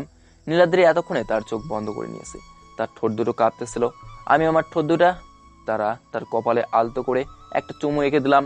নীলাদ্রি মনে করেছিল যে তার সাথে অন্য কিছু হয়তো হবে। তুমি তো ভয় পেয়ে গেছিলে, ভিতর ডিম একটা। নীলাদ্রির এইরকম কথা শুনে হঠাৎ করে তার হাত দিয়ে আমার মাথা ধরে আমার ঠোঁটের সাথে তার ঠোঁট এক করে দিল। 2 মিনিট পর এটা কি হলো? কোনটা কি হলো? তুমি কিস করলা কেন? বারে, এখন হচ্ছে তুমি আমার সম্পত্তি, তাই আমার যা ইচ্ছে আমি তাই করব। আর তাছাড়া তুমি আমার ভিতর ডিম বলেছিলে না? লে হালুয়া। আচ্ছা চলো, এখন অনেকক্ষণ ধরে ভেজা কাপড়ে আসো, অসুখ করবে তোমার। আচ্ছা চলো। তারপর আমরা গিয়ে নীলাদ্রির গাড়িতে উঠলাম। এদিকে বৃষ্টি হচ্ছে। আমি তোমায় ড্রপ করে দিব। আরে না, লাগবে না। তুমি এত বেশি কথা বলো কেন? আচ্ছা চলো। গাড়ি চলতে চলতে আমার মেসের সামনে এসে দাঁড়ায়। আচ্ছা যাও তাহলে। বাই। বাই। আমি গাড়ি থেকে নেমে আসতে যাব, পেছন থেকে নীলাদ্রির ডাক। রিহান। কি? শোনো। আমি ওর কাছে এগিয়ে গেলাম। বলো। নীলাদ্রি আমার হাত ধরে টেনে নিয়ে আমার কপালে একটা চুমু দিয়ে বলল, বাই। আমি আর দাঁড়ালাম না। এদিকে এই সিজন মানিক, দেখ ভাই একটা মেয়ের সাথে। কই কই? কোথায়? ওরা দুজন গেম খেলতেছিল, কিন্তু প্রীতমের কথায় ওরা রীতিমতো দৌড়ে যায়। ভাই এটা আমি কি দেখলাম? ভাইও একটা মেয়ের সাথে। এই দেখ দেখ, মেয়েটা ভাইয়ের হাত ধরে টান দিল। শুধু টানে দিল না রে, আবার চুমুও দিল। ভাই এই রোমান্টিক সিন দেখে তো আমার মনে এখনো প্রেম করতে চায়। অন্যদিকে আমি আর নীলাদ্রির কাছে দাঁড়াই না, আমি আমার মেসের ভেতরে চলে আসলাম। এসে দেখি ওরা তিনজন আমার দিকে কেমন দৃষ্টিতে তাকিয়ে আছে। কি হয়েছে? আমি কি চিড়িয়াখানার কোনো প্রাণী নাকি যে এইভাবে দেখছিস? আমি এই কথা বলে একটা প্যান্ট আর একটা টি শার্ট নিয়ে বাথরুমে গিয়ে গোসল করে চেঞ্জ করে নিলাম। আমি বাইরে আসতেই দেখি ওরা তিনজন একসাথে। ভাই ভাবিকে আমাদের পছন্দ হয়েছে। আমি অবাক। কি এর ভাবি? কার ভাবি? কেমন ভাবে? ন্যাকা ষষ্ঠী, যেন কিছু জানে না। একটা মেয়ে যে আপনাকে নামিয়ে দিয়ে গেল, তারপর আপনার হাতটাও ধরেছিল, তারপর আপনাকে ইয়েও দিয়েছিল। আমি তো বুঝে ফেলছি এরা সব দেখছে। নীলাদ্রির উপর আমার এখন খুব রাগ হচ্ছে। ওর এখানে এসে চুমু দেওয়া লাগবে কেন? তা ভাই ভাবির নাম কি? কি আর করার, আমার সবকিছু ঠিকঠাক বলা ছাড়া। নীলাদ্রি। কোথায় পড়ে? আমি আর ও একই ক্লাসে পড়ি। কার মেয়ে? এমপির। কি? রে। তারপর ওদেরকে নদীর পাড়ের সবকিছুই খুলে বলি। ও ভাই বুঝলাম, তার মানে এই মেয়েটাই আপনার ছোটবেলার রাজকুমারী। এদিকে নীলাদ্রির বাড়িতে এসে ফ্রেশ হয়ে জামা কাপড় চেঞ্জ করে নিল। কি রে, আজ এত দেরি হলো কেন? বন্ধুদের সাথে একটু ঘুরতে গেছিলাম। তা না হয় বুঝলাম, কিন্তু তোকে আজ এত খুশি খুশি লাগছে কেন? বলি ব্যাপারটা কি? এমনি। অন্যদিকে রাত 11টা বাজে। শোন, তোরা বিএমএস এর খোঁজ পেয়েছিস? কি বলেন ভাই, সত্যি? ও এখন ভার্সিটিতে আছে। তাহলে চলেন ভাই, ওকে কালই গিয়ে মেরে দেই। দেখ শালা মূর্খ, ওকে যদি এত সহজে মারা যেত তাহলে আজ মাফিয়া কিংয়ে বিএমএস না আমি হতাম, বুঝেছিস? ও তাহলে কি করবেন? আমি তোদেরকে ওর সব ডিটেলসে দিয়ে দেব। তোরা কয়েকদিন ওর ওপর নজর রাখতে হবে। সকাল হয়ে গেছে। নীলাদ্রি ভার্সিটিতে এসে রিহানের জন্য অপেক্ষা করতেছিল, কিন্তু রিহান এখনো আসছে না। নীলাদ্রি অপেক্ষা করতে করতে দেখে রিহান আসতেছে। নীলাদ্রি রিহানের কাছে যাওয়ার আগেই সেখানে নীলাশা চলে আসে। আমি দেখতেছি নীলাশা আমার দিকে আসতেছে। এই তোমার আসতে এতক্ষণ লাগে? আর কাল তুমি আসলে না কেন? চুপ হয়ে রইলাম। নীলাশা আমার হাতটা ধরে আমি নীলাদ্রির দিকে তাকালাম, কেমন যেন রাগী দৃষ্টিতে তাকিয়ে আছে। কি হলো বলো? ঘুম থেকে উঠতে দেরি হয়ে গেছিল। নীলাশা আমার আরো কাছে এগিয়ে আসলো। ও, এমন সময় দেখি নীলাদ্রি আমাদের কাছে এসে গেছে। এই মেয়ে সরো। নীলাশাকে আমার কাছ থেকে সরিয়ে দিয়ে, কেন? ও আচ্ছা আচ্ছা, তোমাকে তো বলাই হয়নি আমি আর রিহান একে অপরকে ভালোবাসি। কি সত্যি? হুম। রিহান ও যা যা বলছে সব কি সত্যি? ও, কংগ্রাচুলেশনস। ওর অমন কথা শুনে নীলাদ্রি অবাক, কারণ নীলাদ্রি মনে করেছিল নীলাশা আমাকে ভালোবাসে, কিন্তু নীলাদ্রির সব কল্পনা জল্পনা ভেঙে দিয়ে নীলাশার এমন উত্তরে নীলাদ্রি অবাক। এই নীলাদ্রি আর রিহান শোনো, আমি কিন্তু দুইজনের দিক থেকে ট্রিট পাচ্ছি। অবশ্যই। কবে দিবা তাহলে? আজই চলো। আজ না, আমার একটু কাজ আছে। আচ্ছা তাহলে কাল। ওকে ডান। আচ্ছা বাই। বাই। নীলাশা চলে গেল। আমি ওদের কথা শুনছিলাম এতক্ষণ। এই রিহান চলো, আজ সারাদিন তোমার সাথে ঘুরবো। কেন, আজকে ক্লাস করবে না নাকি? আরে একটা দিন ক্লাস মিস করলে কিছু হবে না। নীলাদ্রি আমার হাত ধরে যেই গাড়িতে তুলতে যাবে, তখনই মানিক, সিজন, প্রীতম আমাদের সামনে এসে হাজির। High Babi. হ্যালো, বাট তোমাদের তো চিনলাম না। কেন ভাই, আপনাকে আমাদের কথা কিছু বলেনি? কই না তো। ও আচ্ছা, শোনেন, আমরা হলাম বিএমএস এর ভাই, ওনার সাথে থাকি আমরা। ও এখন বুঝলাম। কিন্তু যাই বলেন, আপনাকে আমাদের ভাইয়ের সাথে দারুণ মানিয়েছে। তোরা আজ ক্লাস করবি না? কির ক্লাস আজকে? আজকে ভাবি আমাকে ট্রিট দিবে। আপনার যদি ক্লাস করার ইচ্ছে থাকে তাহলে আপনি যান, আমরা যাবো না। লে হালুয়া, এত বড় অপমান! আপনাকে আমরা ভয় পাই না, কারণ আমাদের ভাবি রক্ষা করবে। আমাকে ভয় পাস না তোরা, দাঁড়া আমি আসতেছি। ওদের দিকে এগোতেই, ভাবি বাঁচান। রিহান থামো তো, ওদের সাথে এমন করতেছ কেন? ওরা তো শুধু ট্রিট চাইছে। এই তোমরা যাও, গাড়িতে গিয়ে বসো। ওরা গাড়িতে উঠে গেল। আমি বললাম, আজ বেঁচে গেলি। ওরা আমাকে ভেঙচি কেটে গাড়িতে উঠলো। তারপর আমি আর নীলাদ্রি গাড়িতে উঠলাম। নীলাদ্রি গাড়ি চালাচ্ছে, আমি তার পাশে বসে আছি। নীলাদ্রি গাড়ির রেস্টুরেন্টের সামনে এনে দাঁড় করালো। তারপর আমরা সবাই রেস্টুরেন্টে গেলাম। আমি আর নীলাদ্রি একসাথে বসলাম। তোমাদের যা ইচ্ছে অর্ডার করো, আজ সব বিল আমি দেব। ওকে ভাবি। বলেই তারা অর্ডার শুরু করলো। মজার বিষয় হলো তারা খাওয়ার সময় কোনো চামচ ব্যবহার করছিল না, যা থেকে রেস্টুরেন্টের সবাই হাসাহাসি করছিল এবং সবাই নানা রকম কথা শোনাচ্ছিল। তোমরা চামচ ব্যবহার করো। হঠাৎ করেই আমি দাঁড়িয়ে গেলাম। তারপর বলা শুরু করলাম, এক্সকিউজ মি, আপনাদের সবার উদ্দেশ্যে আমার কিছু বলার আছে। আপনারা যে ওদের চামচ ছাড়া খাওয়া দেখে হাসতেছেন, একটা কথা কি ভুলে গেছেন যে আমরা যখন জন্মের পর প্রথম খাবার খেয়েছিলাম, সেটা কিন্তু আমাদের মা নিজের হাতেই আমাদের খেয়ে দিয়েছিল।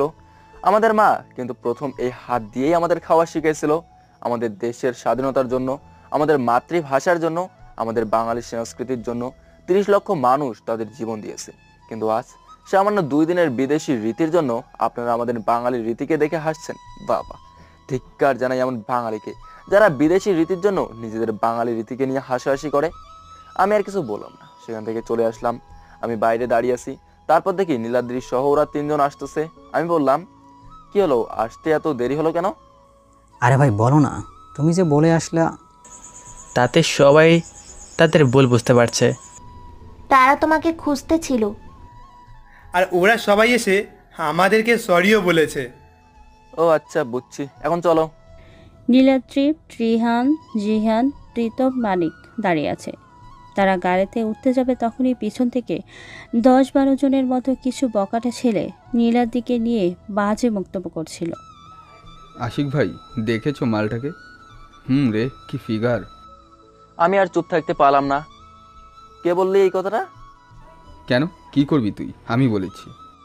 আমাকে ধাক্কা দিয়ে বলল আশিক। আমি আর চুপ থাকতে পারলাম না। আমি 5 পা পিছিয়ে এসে পিছনে ঘোরলাম, তারপর আমার ঘাটটা ঘুরিয়ে ফুটালাম। তোমাদের ভাই এগুলো কি করতেছে? ভাবি আপনি শুধু দেখতে থাকেন। ভাবি বিনা টিকিটে এখন অ্যাকশন মুভি দেখেন। আমি আশিকের দিকে দৌড়ে গিয়ে একটা সুপারম্যান পাঞ্চ দিলাম। আশিক সহ ওখানে যারা ছিল সবাই আশিকের সাথে ধাক্কা খেয়ে পড়ে গেল। আশিকের মুখ দিয়ে রক্ত পড়তেছিল। তারপর ওরা একে একে আমাকে মারতে আসলো। আমিও কাউকে সুপারম্যান পাঞ্চ, কাউকে সুপার কিক মারতেছি। সবাই উড়াধুরা মার খেয়ে এখন পড়ে আছে। তারপর আমি আশিকের কাছে গেলাম। মেয়েরা মায়ের জাতি, এখন থেকে তাদের সম্বন্ধে কিছু বলার আগে তোকে এই দিনটার কথা মনে পড়বে। আর একটা কথা, তোর কিন্তু মেয়েদের শক্তি সম্পর্কে কোনো ধারণাই নেই। আমি চলে আসলাম নীলাদ্রির দিকে। যখন মারামারি হচ্ছিল তখন নীলাদ্রি বারবার বলছিল সিজনদের যে তোমরা যাও, রিহানকে থামাও, আর না হয় তোমরা ওকে সাহায্য করো। আরে ভাবি, ভাইয়ের ওরা কিছুই করতে পারবে না, আর ভাইয়ের কারোর সাহায্যও লাগবে না। ভাই তো এমনি এমনি বিএমএস হয়নি। আমি মারামারি শেষ করে তাদের কাছে গেলাম। ভাই তুমি কি মারটাই না মারলা ওদের। হয়েছে, এখন চল। তারপর সবাই গাড়িতে উঠলাম। নীলাদ্রি ড্রাইভ করছিল। আচ্ছা রিহান, তুমি কবে এগুলা ছেড়ে দিয়ে সাধারণ মানুষ হয়ে যাবে? আমি তো তোমাকে বলেছিলাম যে আমার টার্গেট পূরণ না হওয়া পর্যন্ত এখান থেকে আমি বেরোতে পারবো না। কিন্তু তোমার সেই টার্গেটটা কবে পূরণ হবে? খুব শীঘ্রই। আমি বুঝে ফেলেছি যে কে এর পেছনে আছে। শুধু রাজের একটা কলের অপেক্ষা। এই রাজটা আবার কি? ও আমাদের একজন গোপন মেম্বার, সব মিশনের আগে ও সব ডিটেলস জোগাড় করে। ও এই তোরা নাম, এসে গেছি। ওরা ভেতরে চলে গেল। নীলাদ্রি শোনো, আমি কাল ভার্সিটিতে আসবো না। কিন্তু কেন? আমার একটা গুরুত্বপূর্ণ কাজ আছে।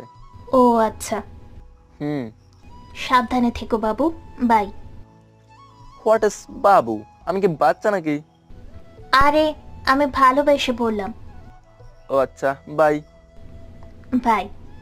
নীলাদ্রিও চলে গেল। আমি বাড়ির ভেতরে আসলাম। এসে দেখি ওরা তিনজন একসাথে বসে আছে আর গেমস খেলছে। আমি একটা লাঠি নিয়ে গিয়ে ওদের সামনে একটা বাড়ি দিতেই ওদের হুঁশ ফেলো। তোদের মধ্যে কে যেন বলেছিল নীলাদ্রির সামনে যে আমাকে দেখে তোরা নাকি ভয় পাস না।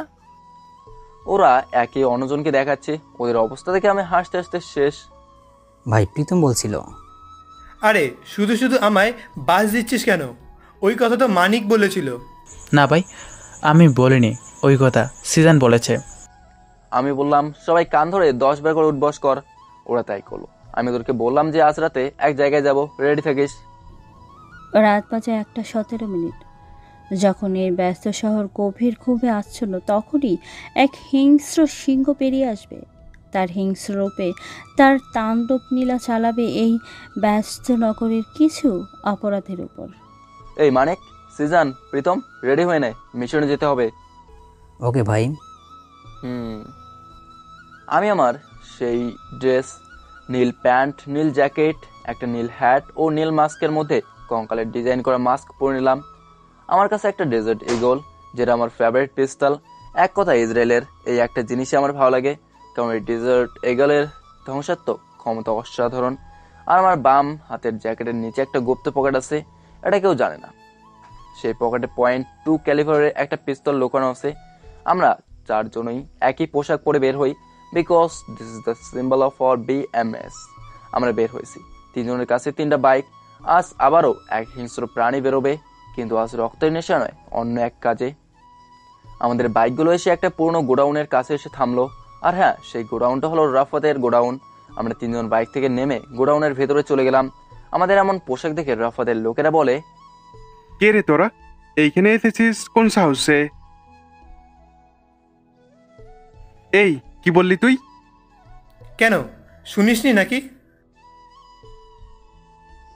এইবার রাফাতের লোকেরা আমাদের মারতে আসতেছিল। তার মধ্যে রাফাত এসে যায়।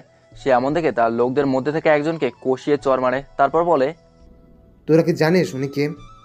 উনি হলেন আমাদের বাংলাদেশের নাম্বার 1 মাফিয়া, যার নাম শুনলে সবাই থরথর করে কেঁপে ওঠে। রাফাতের কথা শুনে সব লোক হাঁটু মুড়ে বসে যায়। প্রীতম আমাকে একটা চেয়ার এনে দিল। আমি বসলাম, তারপর একটা সিগারেট ধরালাম। ভাই, আপনি কেন এখানে আসতে গেলেন? আমাকে বললে তো আমি চলে যেতাম। আসলাম তোকে দেখতে, কেমন কাজকর্ম করতেছিস। তারপর ওর সাথে আরো অনেক কথাবার্তা হলো। আমি যে চলে আসতে যাব তখন রাফাতের ডান হাত আশরাফুল আমার দিকে তাকিয়ে মুচকে আসলো। আমিও তার দিকে তাকিয়ে হাসলাম। তারপর আমরা চলে আসলাম। আমরা আসার পর এই তোরা গিয়ে ওর প্রেমিকা নীলাদ্রিকে ধরে নিয়ে আন। কালকেই হবে ওর শেষ দিন। বড্ড বেশি বার বাড়ছে ও। ওর ডানা আমি কাল কেটে দিব। বলেই রাফাত আর তার লোকেরা হাসা শুরু করলো। সকাল হয়ে গেছে, আমার অনেক আগেই ঘুম ভেঙে গেছে। ভাই আজকে আমরা ভার্সিটিতে গেলাম না কেন? হ্যাঁ ভাই, কেন গেলাম না? কারণ আছে রে, একটু সবুর কর, তাহলেই তোরা বুঝতে পারবি। এদিকে নীলাদ্রি তার গাড়ি নিয়ে যাচ্ছে ভার্সিটির উদ্দেশ্যে।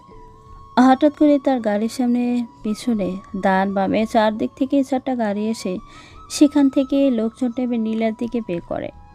কলার ফ্রম মাখা রুমাল শুকিয়ে অজ্ঞান করে তুলে নিয়ে যায়। অন্যদিকে ফোনটা বেজে উঠলো আমার। রাজের কল আসছে। হ্যাঁ রাজ, বল। ভাই আপনার সব সন্দেহ ঠিক। আমি আগেই বুঝে গেছিলাম। ভাই আমি এখানে আছি। ওকে, তুই ওখানে থাকিস। ফোনটা কাটার পরে আরেকটা ফোন আননোন নাম্বার থেকে। হ্যালো, কে? আমি রাফাত। রাফাত বল। তা আজ তুই অন্য নাম্বার থেকে? এ শোন, আমাকে আর তুই করে বলবি না। আর তোর আনারকলিকে আমি এখানে তুলে এনেছি, বুঝছিস? ওকে যদি বাঁচাতে চাস তাহলে আমাদের ডেরায় চলে আয়। এ রাফাত, তুই কিন্তু বিরাট বড় ভুল করতেছিস। Hello hello. ফোন কেটে গেল। যেটা ভেবেছিলাম সেটাই হলো। আমি আর দেরি না করে চলে গেলাম ওর গোডাউনে।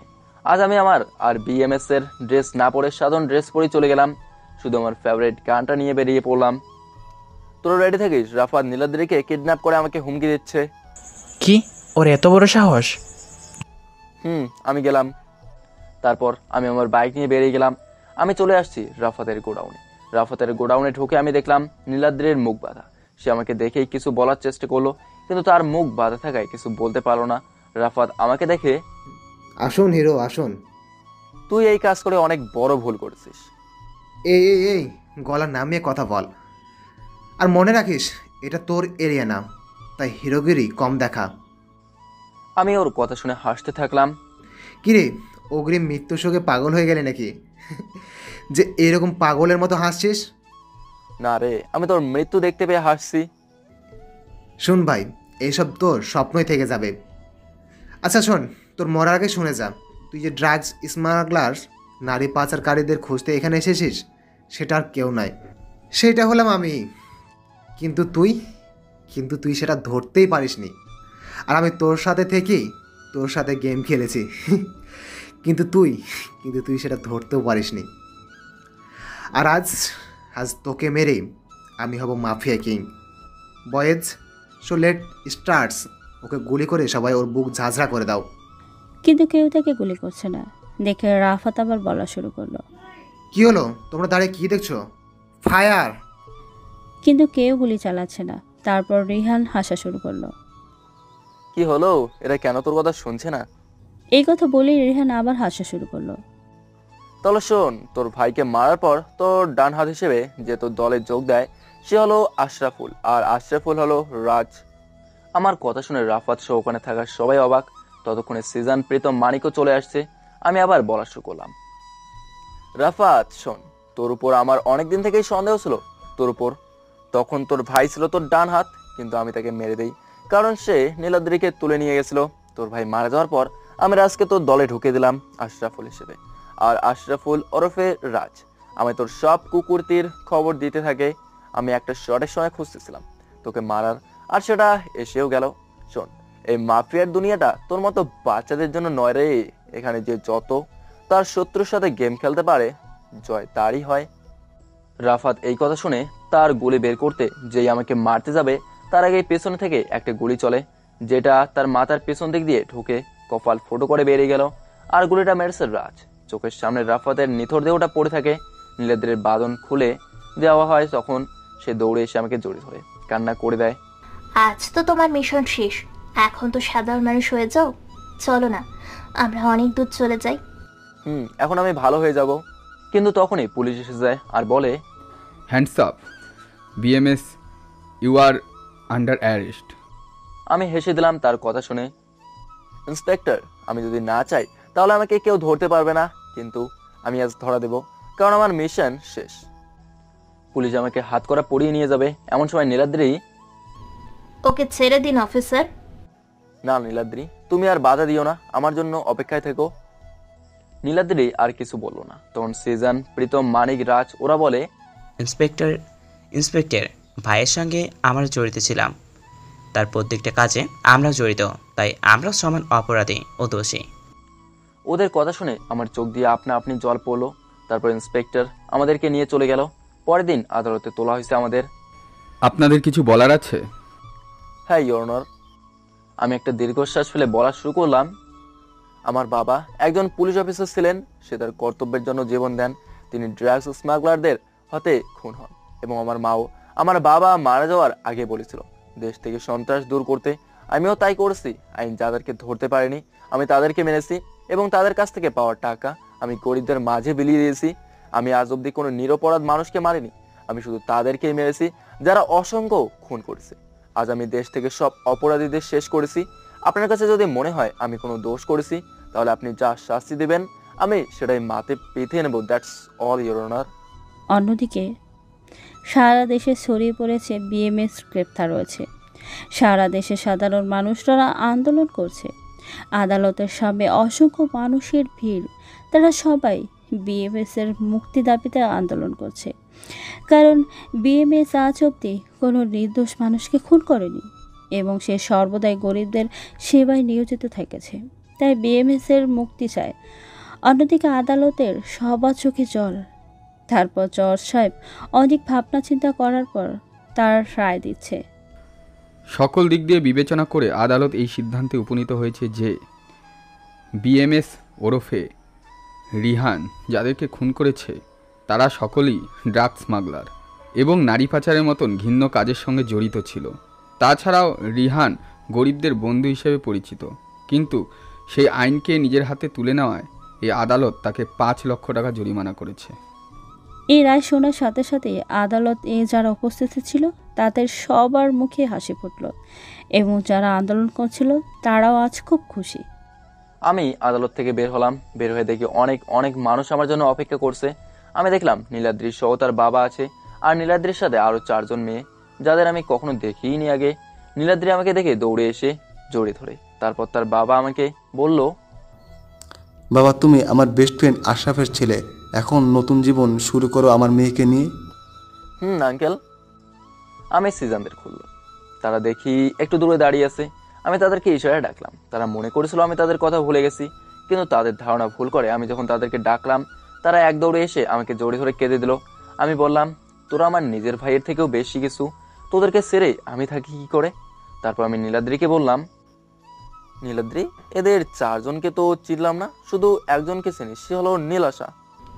এ হলো নিশি, এ হলো রিনা, আর এ হলো লামিয়া, আর এরা হলো তোমার এই 4 ভাইয়ের গার্লফ্রেন্ড। নিশি হলো সিজনের, আর নীরা হলো প্রীতমের, আর লামিয়া হলো মানিকের। আর জানো নীলাশা কে তুমি? আমি ভুল ভাবতাম, সে হলো রাজের প্রেমিকা। কি? আমি তো এগুলো কিছুই জানি না। তারপর আমি রাজদের দিকে তাকালাম, দেখলাম ওরা 4 জন লজ্জায় মাথা নিচু করে আছে। হয়েছে, আর লজ্জা পেতে হবে না, যা করার করেই ফেলছিস। যা, যে যার যার মতো করে তার গফের সাথে গিয়ে দাঁড়া। সবাই যে যার মতো দাঁড়ালো। আমি নীলাদ্রির কাছে গিয়ে বললাম, নীলাদ্রি আজকে তো আমাদের এই মাফিয়া গল্পটা শেষ হলো, তোমার কিছু বলার আছে নাকি? তাহলে বলে ফেলো। সকল পাঠক পাঠিকাদের উদ্দেশ্যে বলতেছি, এতদিন ধরে সাথে থাকার জন্য আপনাদের অসংখ্য ধন্যবাদ। আর পুরো গল্পটা আপনাদের কেমন লেগেছে দয়া করে জানাবেন। আবার দেখা হবে কোনো নতুন গল্পে। ততক্ষণ অবধি সুস্থ থাকুন, ভালো থাকুন।